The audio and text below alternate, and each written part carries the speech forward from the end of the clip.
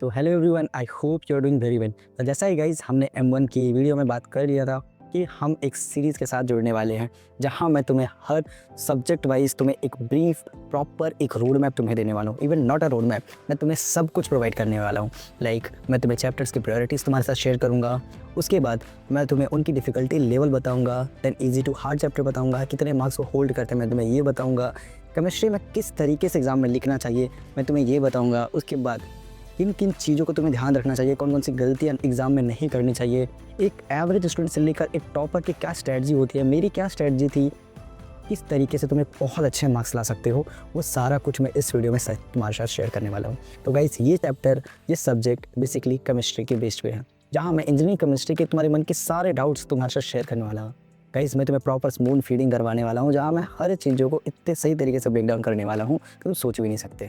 Guys M1 की video में I hope तुमने पूरे प्रॉपर तरीके से उसे समझा होगा। और M1 केमिस्ट्री से ज़्यादा इंपॉर्टेंट है, इसलिए M1 में प्रॉपर टाइम देना। केमिस्ट्री न्यूमेरिकल प्लस थ्योरेटिकल दोनों है, इसमें तो अच्छे मार्क्स स्कोर कर सकते हो, ऑफ कोर्स इसमें करना ही। और मैं जो चीज़ें बता रहा हूँ उसको सही तरीके से फॉलो करना, ताकि इंजीनियरिंग केमिस्ट्री में तुम्हारे ज़्यादा से ज़्यादा अच्छे से अच्छे मार्क्स आ सके। मैं तुम्हारे साथ एक प्रॉपर रोड मैप भी शेयर करने वाला हूँ, ताकि कम से कम टाइम और कितने टाइम चाहिए इंजीनियरिंग केमिस्ट्री को कंप्लीट करने के लिए ये तुम समझ लोगे।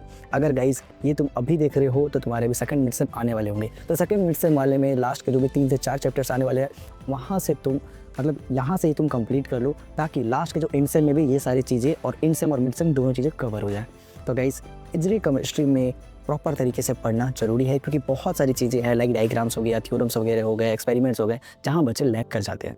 इसलिए गाइज इस वीडियो को मैं तुम्हारे साथ शेयर कर रहा हूँ, इस कंटेंट को, इस अप्रोच को तुम्हारे साथ शेयर कर रहा हूँ, जिससे तुम्हारे अच्छे मार्क्स आ सके। बाकी अगर तुम मेरे चैनल पर न्यू हो गाइस तो वेलकम टू माय चैनल। ये चैनल बेसिकली आपके लिए है, जहाँ मैं कॉलेज लेवल पे सारे डाउट्स गाइस तुम्हारे साथ शेयर करता हूँ। एक बार चैनल को गो थ्रू करना, बहुत सारे वैल्यूएबल कंटेंट तुम्हें शो होंगे। मैंने प्रॉपर इंपॉर्टेंट के टॉपिक्स के सारे प्लेलिस्ट बनाए हुए हैं, और किस चैप्टर से किस चैनल को किस सब्जेक्ट के लिए फॉलो करने चाहिए ये भी मैं तुम्हें इस वीडियो में बताया है। अगर तुम ये दोनों वीडियो प्लेलिस्ट चेक नहीं किया तो ऑफकोर्स करना, चैनल को गो थ्रू करना। बाय द वे गाइस मेरा एक व्हाट्सएप कम्युनिटी है, जहाँ पर 1000 प्लस स्टूडेंट जुड़े हुए अलग अलग कॉलेजेस है, जहाँ मैं सारा रिसोर्सेज वगैरह शेयर करता हूँ। कुछ टाइम से मैं इनएक्टिव था, तो मेरे एग्जाम समय थोड़ा तबियत खराब थे। बाकी मैं प्रॉपर एक्टिव हो चुका हूँ, मैं तुम्हारे साथ सारी चीज़ें शेयर करने वाला हूँ और तुम्हारे कॉलेज लाइफ की जर्नी को ईजी बनाने वाला हूँ। तो चलो गाइस वीडियो को स्टार्ट करते हैं। इस साइड बेसिकली मैं तुम्हारे सारे चैप्टर्स की प्रायोरिटी, डिफिकल्टीज, रोड मैप सारा शेयर कर रहा हूँ, और इस वीडियो में तुम्हें जो भी इंपॉर्टेंट टॉपिक्स जो मैं पहले बता चुका हूँ उसको यहाँ पर एक ब्रीफ के तरीकों से कवर करूँगा। तो चलो वीडियो को स्टार्ट करते हैं। इस वीडियो थोड़ी सी लंबी हो जा रही है और एडजस्ट कर लो यार, क्योंकि जो चीज़ें मैं तुम्हें समझा रहा हूँ, जिस तरीके से समझा रहा हूँ, उसमें थोड़ा टाइम लगता है। और मैं जानता हूँ कि बहुत सारे स्टूडेंट हिंदी मीडियम के जिनकी इंग्लिश वीक है, इसलिए गाइस मैं तुम्हारे साथ ये सारी चीज़ें शेयर कर रहा हूँ। थोड़ा टाइम लगता है इस, बट देखो तुम्हें बहुत वैल्यूबल और बहुत वो कहते हैं ना कि इफेक्टिव वीडियो तुम्हें प्रोवाइड शो होगा। तो चलो वीडियो को स्टार्ट करते हैं। तो देखो सबसे पहले हम बात करेंगे कि चैप्टर की प्रायोरिटीज़ और डिफिकल्टीज़ और कितने मार्क्स वो होल्ड करते हैं, कौन कौन से इंपॉर्टेंट टॉपिक जो बार बार रिपीट करते हैं, ठीक है, उनके बारे में। तो सबसे पहला गाइस हमारा जो चैप्टर आता है वाटर। देखो वाटर से हर साल तुम्हारा 14 से 21 मार्क्स का क्वेश्चन पूछता है, लाइक 2 से 3 क्वेश्चन हर साल पूछता है। देखो गाइस ये तुम्हारा इजी है, ठीक है, ये लेकिन इंपॉर्टेंट है, स्कोरिंग है, इसमें तुम ईजिली अच्छे स्कोर कर सकते हो। इसमें से हर साल जो क्वेश्चन पूछेगा वो तुम्हारा हार्डनेस ऑफ वाटर से, लाइक तुम्हारा जो हार्डनेस ऑफ वाटर का जो रिलेशन था वो इंपॉर्टेंट है। Hardness of water permanent, temporary hardness हो गया, वो इंपॉर्टेंट है। देन तुम्हारा एडीटीए, लाइम सोडा और लाइम सोडा और एडीटीए के न्यूमेरिकल। गाइस न्यूमेरिकल मस्ट है, न्यूमेरिकल अच्छे से करके जाना। न्यूमेरिकल ये मत समझना ईजी, बहुत बार न्यूमेरिकल है जो है वो थोड़ा सा क्रिटिकल कर देता है, इसलिए न्यूमेरिकल भी सही तरीके से देख के जाना, ठीक है। बाकी एडीटीए के एक्सपेरिमेंट्स वगैरह जो भी रिएक्शंस वगैरह होंगे उनको सारे एक जगह रखना, ताकि तुम अच्छे से इसमें स्कोर कर सको। देन हमारा जो सेकंड चैप्टर है वो है बॉयलर प्रॉब्लम। देखो गाइस बॉयलर प्रॉब्लम से ना एक चीज़ याद रखना, इससे शॉर्ट नोट्स ना हर बार बनेंगे, हर साल बनते हैं। लाइक तुम्हारा कॉस्टिंग इंप्लीमेंट हो गया, स्केल स्लेज भी बहुत बार आता है, ठीक है। तुम्हारा जियोलाइट प्रोसेस, ये सब एक्सपेरिमेंट्स वगैरह है, ये बहुत बार आएगा। लाइम सोडा का क्वेश्चन आता है। बॉयलर ट्रबल्स ये भी शॉर्ट नोट्स में आते हैं। तो इस चैप्टर से तुम्हारे शॉर्ट नोट्स हर साल बनते हैं, और शॉर्ट नोट्स का मतलब है 7 नंबर सीधा अपने पेपर में ईजिली लिख के आना, इसलिए शॉर्ट नोट्स कभी मत छोड़ना। ये चैप्टर तुम्हारा इजी है, इंपॉर्टेंट है, स्कोरिंग है। इसके जो भी छोटे छोटे पॉइंट्स थे, लाइक स्किल सर्च प्रॉपर देख के जाना, बहुत बढ़िया लॉन्ग फॉर्म में ही आ जाएगा, लेकिन मोस्ट ऑफ टाइम ये शॉर्ट फॉर्म में ही आते हैं, ठीक है। कॉस्टिंग इंप्रूवमेंट ये भी बहुत बार शॉर्ट फॉर्म में आता है। बॉयलर ट्रबल, बॉयलर प्रॉब्लम, ठीक है, ये भी बहुत बार आएगा। इनका प्रिवेंशन देख लेना, इफेक्ट्स देख लेना, डेफिनेशंस देख लेना, डायग्राम्स देख लेना, ठीक है। उसके बाद इनके जो न्यूमेरिकल्स होते हैं, और इसमें अगर एक्सपेरिमेंट में भी आएगा ना तो जियोलाइट और ion exchange, zeolite ion exchange भी अच्छे से देख के जाना। ये थोड़ा सा इसमें थोड़ा सा क्वेश्चंस के वेरिएशन जो बनते हैं लाइक जैसे मैंने बता दिया शॉर्ट फॉर्म में और एक कुछ लॉन्ग फॉर्म में बनते हैं। लाइक लॉन्ग फॉर्म में तुम्हारा जीरो लाइक आयन एक्सचेंज बन जाएगा, शॉर्ट फॉर्म में ये छोटे छोटे जो डेफिनेशंस होते हैं वो सब बन जाएंगे। अब हम बात करते हैं गाइस अपने चैप्टर 3 की और ठीक है, हमारा चैप्टर 3 लुब्रिकेंट और लुब्रिकेशन का जो भी एक्सपेरिमेंट्स वगैरह होता है। देखो एक्सपेरिमेंट्स वगैरह तुम्हारे इंपॉर्टेंट है क्योंकि जब तुम वाइवा प्रैक्टिकल भी देने जाओगे ना तो एक्सपेरिमेंट्स वगैरह इंपॉर्टेंट होते हैं, जिसमें से गाइस हर साल फ्लैश एंड फायर पॉइंट हर साल मतलब कि मोस्ट ऑफ द टाइम ना पूछा था, मैं हर साल नहीं बोलता था लेकिन most of the time flash and fire point. Like इसमें एक पेंस्की मार्टिन था, एबल्स था, मैं भी देखी कि पेंस्की मार्टिन बनाना हो एबल्स बनाना हो, लेकिन कभी कभी ये चीज़ क्लैरिटी नहीं रहती है कि किससे बनाना है। तो ऑफकोर्स तुम पेंस्की मार्टिन एबल्स दोनों में से किसी एक को बना सकते हो। उसके बाद विस्कोसिटी एंड विस्कोसिटी इंडेक्स कभी कभी इससे न्यूमेरिकल बनता है और इससे जो न्यूमेरिकल बनता है वो बहुत ईजी होता है। अगर तुम पढ़े होगे तो विस्कोसिटी का इंडेक्स का जो भी न्यूमेरिकल्स बनते हैं वो बहुत ईजी बनते हैं। देन तुम्हारा क्लासिफिकेशन ऑफ लुब्रिकेशन का फंक्शंस ये भी बहुत बार पूछते हैं जो कि बहुत ईजी होता है। लुब्रिकेशन के साथ 7 पॉइंट मैंने पढ़े थे, मुझे याद आ रहा है 7 पॉइंट्स होते हैं, उन सबको पढ़ लेना। फंक्शंस वगैरह बेसिक डेफिनेशन लाइक तुम प्रैक्टिकली देखना कि किस डिग्री के बाद वो जलने लगता है। प्रैक्टिकल लाइक तुम अगर दाल वाल बनाते हो, जो खाना बनाते होंगे, एक बॉइलिंग पॉइंट होता है लाइक 273 या 274 के आगे वो फ्लैश एंड फायर पॉइंट का इफेक्ट हमें शो होने लगता है और 5 से 10 डिग्री का डिफरेंस होता है जो फ्लैश एंड फायर पॉइंट को एक्सप्लेन करता है। इसको भी तुम अच्छे तरीके से पढ़ के जाना, ठीक है। ये भी स्कोरिंग गाइस ईजी है, इसमें तुम अच्छे से स्कोर कर सकते हो, ठीक है। उसके बाद आता है हमारा पॉलीमर और पॉलीमराइजेशन, ये तो सबसे ईजी है गाइस। देखो बहुत लोग के लिए पॉलीमर हार्ड होगा, क्यों? क्योंकि वो जेईई के टाइम के साथ पॉलीमर नहीं पढ़े हुए। जिनको पॉलीमर पता होगा पॉलीमर क्या होता है, देखो पॉलीमर वगैरह जो तुम पढ़ोगे ना ये ईजी है, थोड़े से सब क्वेश्चन बनते हैं लेकिन याद रखना ये सबसे ईजी और स्कोरिंग है। लाइक देखो इतना जो मैं बताया ना इसमें याद रखिए हर साल बचेगा। लाइक पीबीसी पूछ दिया, बेकलाइट पूछ दिया, नैलोन 6 पूछ दिया, नैलोन 6 पूछ दिया, इसमें तक कुछ नहीं करना होता, बस हमें एक डायग्राम बनाना होता है, बेसिक सा लिखना होता है, रिएक्शन चेन रिएक्शन लिखना होता है। बाकी जो रिएक्शंस पूछा जाता है इसमें वो शायद फ्री रेडिकल का पूछा जाता है और एक और था आयनिक कैटायनिक कुछ ऐसा होता है, मुझे प्रोनाउंसिएट करना अच्छे से नहीं आ रहा है बट हाँ वही होता है, ठीक है। तो उसको देख लेना। फिर थर्मोप्लास्टिक और थर्मोसेटिंग पॉलीमर के जो भी डिफरेंस वगैरह होता है ये भी देखना, थोड़ा कम पूछा जाएगा लेकिन देखो ये बेसिक डेफिनेशन पॉलीमर क्या होता है, मैकेनिज्म, बाकी ये तो कंफर्म रहेगा, तुम लिख के लो ये कंफर्म रहेगा, तो इसको तुम छोड़ना भी नहीं गलती से। और ये ईजी होता है, ईजी तुम आराम से 14 मार्क्स ला सकते हो, ये हर साल 14 मार्क्स का आता है। बाकी तुम्हारा फेज इक्विलिब्रियम ये भी 14 मार्क्स आता है, 2 क्वेश्चंस रहते हैं, ठीक है। ये थोड़ा मॉडरेट है, इस पर क्या होता है ना कि बहुत बड़ा डायग्राम लिखना होता है, उसके भी सब टॉपिक्स होते हैं, उसको भी प्रॉपर से लिखो। लेकिन अगर तुम डायग्राम का कॉन्सेप्ट तुम्हारा क्लियर है तो आराम से तुम इस चैप्टर में स्कोर कर सकते हो, ठीक है। होल्ड अ सेकंड, मैं तुम्हें इंपॉर्टेंट टॉपिक्स बता देता हूँ, इस पर कौन कौन से इंपॉर्टेंट टॉपिक्स हैं। देखो इस पर जो तुम्हारे इंपॉर्टेंट टॉपिक्स हैं वो है तुम्हारा ये फेजर डायग्राम, ठीक है, सॉरी फेजर डायग्राम बोला, फेज डायग्राम। फेज डायग्राम में तुम्हारा जो भी आयरन कार्बन का जो भी डायग्राम होते हैं उसको प्रॉपरली लिखना। उसके बाद कौन कौन से जो सब टॉपिक्स थे, ट्रिपल पॉइंट था, इक्वेटिक पॉइंट था, ये सबको प्रॉपर लिखना। ऑक्सीडेशन कोरोजन कभी कभी पूछता कभी नहीं पूछता, बाकी ट्रिपल पॉइंट कभी कभी शॉर्ट क्वेश्चन में पूछ लेता है, इसलिए इस चैप्टर को भी कंप्लीट करके जाना। लेकिन इस चैप्टर को थोड़ा मॉडरेट ही समझो क्योंकि इससे थोड़ा सा डिफिकल्ट आ जाता है कभी कभी, लेकिन इसमें स्कोर कर सकते हैं, ऐसा कुछ भी नहीं है। अगर तुम डायग्राम अच्छे से पढ़े हो ना आराम से तुम इसमें स्कोर कर सकते हो। उसके बाद हमारा जो नेक्स्ट चैप्टर है 6 वो स्पेक्ट्रोस्कोपी। देखो स्पेक्ट्रोस्कोपी ईजी है, ठीक है, 1 से 2 क्वेश्चंस जो हर बार पूछते हैं इसे भी आराम से स्कोर कर सकते हो। बहुत लोग क्या करते हैं लास्ट के जो चैप्टर्स होते हैं उसको छोड़ देते हैं, ये बहुत बड़ी गलती है, मत छोड़ा करो, क्योंकि जो ईजी चैप्टर है लास्ट के उसको कंप्लीट कर लोगे ना आराम से स्कोर कर सकते हैं। इसमें देखो बीट लैम्बर्ट बहुत बार पूछेगा, बाकी यूवी और आईआर स्पेक्ट्रोस्कोपी का जो भी क्वेश्चन है प्रिंसिपल्स है वो पूछते हैं। मात्र 2 क्वेश्चन ईजी तुम्हें 7 से 14 नंबर एग्जाम में दे के जाएगा, इसलिए स्पेक्ट्रोस्कोपी को करके जाना बहुत ईजी है, इसको मत छोड़ना। उसके बाद जो तुम्हारा लास्ट है पीरियोडिक प्रॉपर्टीज़। देखो पीरियोडिक प्रॉपर्टीज़ से ना थोड़े कम क्वेश्चन बनते हैं, लेकिन जब भी क्वेश्चन बनेगा तो वो भी ईजी और स्कोरिंग। लाइक तुमने अगर जेईई में पढ़ा होगा, तुमने केमिस्ट्री पढ़ा होगा तो उसमें भी थोड़े जो भी रिएक्शंस वगैरह होते हैं, ठीक है। लाइक देखो एसपीडीटी डीएफ ऑर्बिटल्स जो भी एनर्जी वगैरह होते हैं, ठीक है, ये क्वेश्चंस भी हर बार रहता है। इलेक्ट्रॉनिक शिफ्ट एंड इसके जो भी ट्रांजिशंस वगैरह होते हैं वो सब अगर तुम इतना भी कर लोगे ना तो मुझे लगता है इनफ है यार केमिस्ट्री के लिए। अब हम बात करते हैं चैप्टर वाइज प्रायोरिटी। केमिस्ट्री को किस चैप्टर को प्रायोरिटी पहले देना चाहिए, कौन सा चैप्टर पहले कंप्लीट करना चाहिए। गाइस ये जो मैं बता रहा हूँ मैं अपने एक्सपीरियंस के बेसिस पे बता रहा हूँ, एवरेज स्टूडेंट के लिए बता रहा हूँ जो स्क्रैच से स्टार्ट कर रहे हैं। बाकी जिसको कोई चैप्टर आसान लगता हो, किसी को पॉलीमर आसान लगता हो, किसी को यूनिवर्स आसान लगता हो, किसी को लास्ट के जो भी इलेक्ट्रॉनिक्स ट्रांजिशन वाले चैप्टर है वो आसान लगता हो, तो वो तुम अपने अकॉर्डिंग मैनेज करना, मैं बेसिक बता रहा हूँ। तो देखो सबसे पहला तुम्हारा कंप्लीट करना यूनिट 1। यूनिट 1 में तुम एडिटिव देख लेना, ठीक है, तुम्हारा हार्डनेस देख लेना, क्योंकि 3 टॉपिक्स है, 3 टॉपिक से ही बार बार खेलते हैं तो यूनिट 1 कर लेना, ठीक है। उसके बाद तुम यूनिट 2 कंप्लीट कर लेना, क्योंकि यूनिट 2 से बार बार शॉर्ट टर्म में क्वेश्चन पूछते हैं, सेलेक्टेड पूछते हैं, हर बार पूछते हैं। शॉर्ट अगर तुम लिख लोगे ना एक कॉन्फिडेंस बिल्ड करता है, ठीक है। इसलिए शॉर्ट फॉर्म का जो भी क्वेश्चन थे जो शॉर्ट में पूछते हैं, शॉर्ट में पूछते हैं लेकिन 7 नंबर का पूछते हैं, ठीक है। उसके बाद तुम सीधा यूनिट 4 कंप्लीट करना, यूनिट 4 कंप्लीट कर लेना। लाइक यूनिट 4 में हमारा क्या था, लुब्रिकेशन था, सॉरी पॉलीमर था, पॉलीमर जो कि हर बार पूछता है। मैंने भी बोला ना, जो भी पॉलीमर्स के छोटे छोटे टॉपिक्स थे लाइक पीवीसी, बेकलाइट्स, ठीक है, ये सब का बेसिक डेफिनेशंस और रिएक्शन अगर कर लोगे तो पॉलीमर तुम्हारे लिए ईजी बन सकता है। मेरे लिए ईजी था क्योंकि मैंने थोड़ा जेई में पढ़ा था। बहुत लोग के लिए पॉलीमर नहीं होगा तो इसको लास्ट में रख लेना। उसके बाद यूनिट 3 जो लुब्रिकेशन और लुब्रिकेंट थे वो कर लेना, like flash and fire point कर लेना, पेंस की एबल्स ये कर लेना। उसके बाद विस्कोसिटी इंडेक्स कर लेना। उसमें बहुत सारे ना और भी टॉपिक्स थे लाइक एनिलिंग पॉइंट, SEN, ठीक है, इमल्सिफिकेशन और बहुत सारे सब टॉपिक्स थे। लेकिन जो बार बार रिपीटेड किए गए मैं वही सब छाट के तुम्हारे साथ शेयर किया हूँ। बाकी जो भी और टॉपिक्स थे एक बार वो थ्रू कर लेना एटलीस्ट। उसके बाद तुम्हारा यूनिट 5 स्पेक्ट्रोस्कोपी, स्पेक्ट्रोस्कोपी तो यहाँ है, ठीक। यूनिट 5 क्या था यूनिट 5, हाँ यूनिट 5 तुम्हारा फेज इक्विलिब्रियम।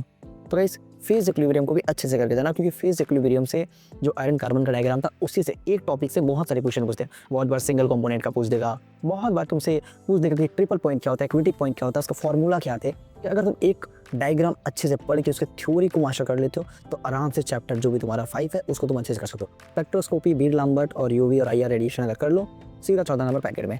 और रहा बात यूनिट 7 इलेक्ट्रॉनिक ट्रांजिशन, इसको मैंने सबसे लास्ट में रखा है। तो इससे कम क्वेश्चन पूछते हैं, 1 से 2 क्वेश्चन पूछते हैं, which is very rare and थोड़ा आसान ही रहता है। तो देख लेना अपने प्रायोरिटी वाइज तुम चैप्टर को डिसाइड करो। तो वाइज अब हम बात करते हैं क्या एक प्रॉपर रोड मैप होनी चाहिए और कितना टाइम हमें देना चाहिए केमिस्ट्री के लिए।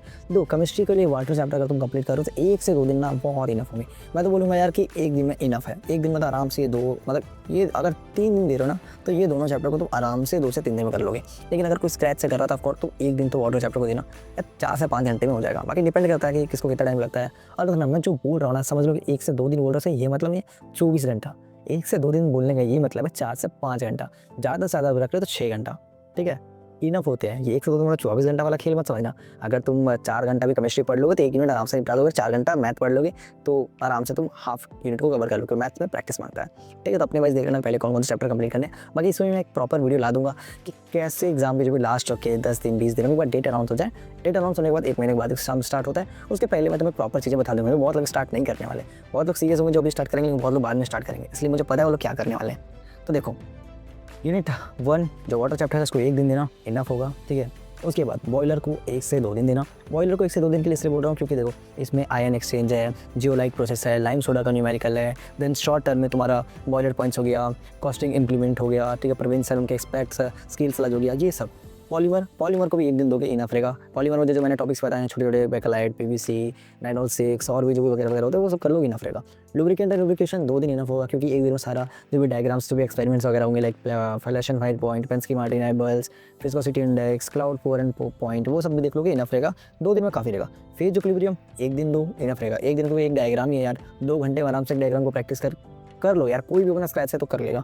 उसके बाद स्पेक्ट्रोस्कोपी, इसको भी 2-3 घंटे दोगे आराम से हो जाएगा। बीर-लैम्बर्ट कुछ नहीं, बहुत आसान है बीर-लैम्बर्ट। एक बार बीर था, लैम्बर्ट आया, मतलब कुछ वगैरह था, मैंने बहुत ईजिली पढ़ लिया था। बाकी इसके जो UR और UV स्पेक्ट्रोस्कोपी थे उसका इंस्ट्रूमेंट वगैरह छोटे याद रखना, खुद से डेफिनेशन जो लिख देना। पीरियोडिक टेबल इसको भी 4 से 5 घंटा, मतलब 1 दिन दोगे इनफ रहेगा। इतना कर लो यार, इनफ रहेगा। मतलब कितने दिन का प्लान है इवेंट में? 2 दिन, 1 दिन, 1 दिन, इसको भी 2 दिन रखो, ठीक है। 2, 4, 6, 8, 9, 10 दिन भाई यार तुम्हारा केमिस्ट्री कंप्लीट। अब क्या चाहिए भाई, इनफ है। बहुत लोग बोल रहे भैया कि आपके लिए बोलना आसान है, करना हार्ड है। नहीं भाई, हमने किया है, हम सब ने किया है और अब मुझे पता है भाई तुम सब भी कर सकते हो, इतनी बड़ी कोई तोप नहीं है। रही बात एग्ज़ाम में किस तरीके से लिखना है, ये बहुत इंपॉर्टेंट है। तो देखो गाइस, एग्जाम में लिखने के लिए सबसे पहले केमिस्ट्री में किन किन चीज़ों को ध्यान रखना चाहिए। देखो केमिस्ट्री कभी भी लिखोगे ना, सबसे पहले क्वेश्चंस में जो पूछा है सिर्फ वो तुम बताओगे, कुछ एक्स्ट्रा नहीं लिखोगे। अगर तुमसे पूछा भाई एडिट का केमिकल रिएक्शन बताना है, शॉर्ट में डेफिनेशंस, केमिकल रिएक्शन, ठीक है, उसके जो फॉर्मूलाज होते हैं वो खत्म, एक एग्जाम्पल खत्म। ज़्यादा कुछ नहीं करना है क्योंकि ज़्यादा लिखने से क्या होता है बहुत सारा टाइम जाएगा और टाइम को सही तरीके से मैनेज लोग नहीं कर पाते हैं, इसलिए इतना करोगे इनफ रहेगा। उसके बाद प्रॉपर हेडिंग देना, याद रखना कोई भी क्वेश्चन कोई भी चीज़ों को लिख रहे हो ना तो एक, जैसे मैंने भी लिखा यहाँ पर एक हाईलाइट किया, तो इस तरीके से करने से ना अटेंशन ग्रैब होता है कि क्वेश्चन थे 7 नंबर के क्वेश्चन में 2 सब क्वेश्चन थे, 7 नंबर के क्वेश्चन में 2 की define and explain with example. तो डिफाइन किया तुमने, डिफिनेशन, हेड लाइन, डेफिनेशन, उसके बाद एग्जाम्पल, लाइन, एग्जाम्पल, ऐसा, ठीक है। याद रखना केमिस्ट्री में कभी भी लिखो ना, केमिस्ट्री में हर जगह डायग्राम आता है। हमने ये गलती किया था, इवन मैंने भी ये गलती किया था। डायग्राम गाइस मत छोड़ना केमिस्ट्री में। केमिस्ट्री में डायग्राम छोड़ना सबसे बड़ी बेवकूफ़ी होती है। इवन मैंने मिडसे में भी ये गलती किया था। मैंने मिडसे में ही इस चीज़ को सीखा था कि डायग्राम जरूरी है। अगर फ्लैश एंड फायर पॉइंट है, विस्कोसिटी है, कुछ भी है, कुछ नहीं भाई, पतीला बना दो, ठीक है, नीचे से आग लगा दो, कैसे भी करके कर तो इनफ रहेगा, ठीक है। पॉइंट्स में लिखना तो बहुत बोलेंगे पॉइंट्स में लिखना, पॉइंट्स अगर तुम्हें क्वेश्चन का आंसर आता है प्रॉपर्ली देन पॉइंट्स में लिखना, अगर नहीं आता है हेडलाइन करना, जो लिखना है लिख देना, लेकिन जिसका आंसर आता है उसको प्रॉपर्ली लिखना। उसके बाद देखो जब तुम डायग्राम वगैरह बनाओगे ना तो उसके जो भी टर्म्स होंगे उनको अच्छे से डिफाइन कर देना। लाइक तुमने एबल्स का लिया है, ठीक है, कौन से ऑयल लिया, थिक ऑयल लिया, थिन ऑयल लिया है, ये सबको प्रॉपर कीवर्ड्स ट्राई करना कि कुछ भी चीज़ लिख रहे हो उसके कीवर्ड्स लिखो, उसको हाईलाइट करो, क्योंकि टीचर्स के पास इतना टाइम नहीं होता है कि पूरा सेंटेंस तुम्हारा पड़े, वो कीवर्ड्स के पीछे पे तुम्हारा आंसर को जज कर देगा, इसलिए कीवर्ड्स में लिखना, ठीक है। रिएक्शंस वगैरह करेक्ट लेना, देखो रिएक्शंस वगैरह पे टीचर्स का जो भी एग्जामिनर उनका ध्यान जाता है, तो रिएक्शंस वगैरह को एक जगह रखना, उनको अच्छे से पढ़ना। उसके बाद थ्योरी को ना ट्राई करना थोड़ा कम लिखो लेकिन सही तरीके से लिखो। टीचर कभी नहीं चाहता कि बच्चा पूरा पेज भरे, कम लिखो, सही तरीके से लिखो, जो आता है, जो नहीं आता उसमें तुम कुछ भी कर सकते हो, ठीक है। अब हम बात करते हैं कि एक बिगिनर जो स्क्रैच से केमिस्ट्री को स्टार्ट कर रहा है उसके लिए क्या अप्रोच रखना चाहिए, किस तरीके से पढ़ना चाहिए, और मेरी क्या स्ट्रेटजी थी केमिस्ट्री को पढ़ने की, वो मैं तुम्हारे साथ शेयर करता हूँ। लो गाइस, सबसे पहले एक्सपेरिमेंट्स वगैरह जो भी जो इंपॉर्टेंट एक्सपेरिमेंट्स है, एक्सप्लेनेशन 5 पॉइंट्स हो गए, एबल्स हो गए, इनके तुम लेक्चर देखो। दो कभी भी ना थ्योरी समझने का ट्राई मत करो। अगर तुम्हें कोई इंसान 10 मिनट में चीज़ों को ईजिली समझा पा रहा है ना, उनको थ्योरी देखना। मैं ये नहीं कह रहा कि तुम्हें सबका थ्योरी, जो टॉपिक्स तुम्हें आता है, लाइक तुम्हें मैं समझता हूँ कि तुम्हें जियोलाइट प्रोसेस आता है या फिर लाइम सोडा आता है, मत देखो उसका थ्योरी, क्यों उसमें टाइम वेस्ट करना। लेकिन जिस टॉपिक का, जिस एक्सपेरिमेंट का नहीं आता है, उसके तुम्हें लेक्चर देखने चाहिए। लेक्चर को अवॉइड मत करना एक्सपेरिमेंट्स वाला, ताकि तुम्हारे दिमाग में एक स्टोरी टेलिंग छप जाए कि क्या हुआ था एक्चुअली, ठीक है। उसके बाद कीवर्ड्स में लिखना चीज़ों को, ठीक है, जो भी तुम लेक्चर देख रहे हो उनको अपने नोट्स में कीवर्ड्स में लिखना, ताकि रिकॉल कर सको कि भाई कैसे एग्जाम में लिखना है। लिखोगे तो प्रैक्टिस बनता है। चैट जीपीटी का प्रॉपर एआई का यूज़ करो। तुमने जो भी कीवर्ड्स लिखे हैं, मतलब मैं नोट्स मतलब लेक्चर देखा, मैंने लिखा कि एलटीए में ये पॉइंट्स हैं, उनको कीवर्ड्स में मार्क किया, चैट जीपीटी पे गया, मैंने वो पॉइंट्स लिख दिया कि भाई इसको मेरे आंसर में 7 नंबर के मार्क्स से प्रॉपर्ली डिफाइन करो। वो डिफाइन करके दे देगा, और तुम्हें तो पता है भाई, वो जो भी लिख के देगा तुम्हें याद हो जाएगा, एक बार पढ़ोगे याद हो जाएगा इजीली, ठीक है। उसको याद करना। देन अगर तुम्हें लगता है कि हाँ भाई मेरी जो माइंड है थोड़ा वीक है, तो ट्राई करना उसको खुद से एक बार लिख लेना, ताकि हमारे पास नोट्स का नोट्स हो जाएंगे, लास्ट टाइम रिवीजन भी कर लोगे, ठीक है। फोकस करना, जो भी इंपॉर्टेंट क्वेश्चंस मैंने तुम्हें बताए हैं या फिर जो भी वाई केस में इंपॉर्टेंट क्वेश्चंस है उन पे ज़्यादा फोकस करना, उन्हें पहले प्रायोरिटी देना। जो क्वेश्चंस न्यूमेरिकल वगैरह थोड़ा प्रैक्टिस करके जाना, और हाँ प्रैक्टिस डायग्राम जरूर करके जाना। इस डायग्राम को अवॉइड ही मत करना, ठीक है। डायग्राम को अच्छे से करके जाना। न्यूमेरिकल्स जो भी 3-4 साल के थे उनके प्रॉपर्ली सॉल्व कर जाना। थोड़े वेरिएशंस न्यूमेरिकल कर लेना, क्योंकि बहुत बार क्या होता है ना कि न्यूमेरिकल थोड़ा केमिस्ट्री का आजकल क्रिटिकल आ रहे हैं, इसलिए न्यूमेरिकल थोड़ा प्रैक्टिस कर लेना। लॉन्ग फॉर्म के जो क्वेश्चन होना उनको थोड़ा प्रॉपर अपने माइंड में एक स्टोरी टेलिंग टाइप का बना कि एलईडी क्या करता है, ठीक है, उनके रिएक्शंस क्या करते हैं, उनके रिएक्शन से कौन कौन से टर्म थे, वो सबको प्रॉपर ना अपने माइंड में स्टोरी टेलिंग रखो, ताकि एग्जाम के टाइम में वो चीज़ें याद आए, ठीक है। एग्जाम के एक दिन पहले जो भी सारे फॉर्मूलाज थे डायग्राम से, ये सब देख लेना, अपने माइंड में याद करके जाना, ठीक है। और एग्जाम में कौन कौन सी गलती नहीं करनी चाहिए, तो वाइज केमिस्ट्री के एग्जाम में ना सबसे पहले तुम्हें डायग्राम नहीं छोड़ना है, चाहे कुछ भी डायग्राम नहीं छोड़ना है। रिएक्शंस वगैरह प्रॉपर्ली लिखना है, प्रॉपर स्पेस देना है, ठीक है। ज़्यादा पेज पे वो खिचड़ी मत बनाना, पेन से इधर उधर चितरना मत, ठीक है। प्रॉपर सही तरीके से लिखना, ठीक है। तो यही थी केमिस्ट्री की complete video. I hope video आपकी अच्छी लगी हो। गाइस मैं और भी वीडियोस तुम्हारे साथ शेयर करने वाला हूँ। मैं भी थोड़ी एनर्जी मेरी डाउन लग रही हो, क्योंकि इस कंटिन्यूस वीडियो में 25 मिनट 20 मिनट बोलना थोड़ा सा गला सूख जाता है, और एक दिन में मैं 2-3 वीडियो शूट कर रहा हूँ इस वजह से। बाकी मैं जो नेक्स्ट वीडियो लाने वाला हूँ वो मैं फिजिक्स पे लाऊंगा, ताकि ग्रुप ए और ग्रुप बी दोनों बैलेंस रहे। भाई गाइस मिलते हैं नेक्स्ट वीडियो में। Till then bye. केमिस्ट्री में प्रैक्टिस करो, क्योंकि केमिस्ट्री में डायग्राम्स वगैरह का रिक्वायरमेंट होता है, और पढ़ना स्टार्ट करो। अगर तुम्हारे पास कम समय है तो ऑफकोर्स तुम मुझसे कमेंट में पूछ सकते हो, या तुम्हारे मन में कोई भी डाउट सब मुझसे कमेंट से पूछ लेना। मेरे व्हाट्सएप ग्रुप के जिसमें जुड़ जाना, वहाँ मैं तुम्हें नोट्स वगैरह सारा प्रोवाइड कर दूंगा। बाकी चैनल को किस सब्जेक्ट के, मतलब केमिस्ट्री में किस चैनल को फॉलो करने चाहिए, तो देखो मैंने इस वीडियो में प्रॉपर बता के रखा है। फिर भी अगर मुझे रिकॉल है तो मैं बता दूँ। सबसे पहले तो एक ER साहिल करके है, ठीक है, उसको तुम देख लेना, ठीक है। और कौन था, एक शायद गौतम करके थे शायद, उनका तुम देख लेना। बाकी लास्ट मोमेंट ट्यूशन कोचिंग जो भी हुआ उनका देख लेना। राज एजुकेशन पॉइंट उनका देख लेना। तो केमिस्ट्री कहीं भी देखो ना, एक्सपेरिमेंट्स पर ध्यान देना। बाकी सारे चीज़ों को तुम नोट्स वगैरह से पढ़ लो, केमिस्ट्री को समझ में आएगा। बाकी AI तो जिंदाबाद है गाइस, तो इतना कर लो, अच्छे मार्क्स लाओ। मिलते हैं नेक्स्ट वीडियो में। Till then bye, Radhe Radhe, अपना ध्यान रखना। हरे कृष्णा।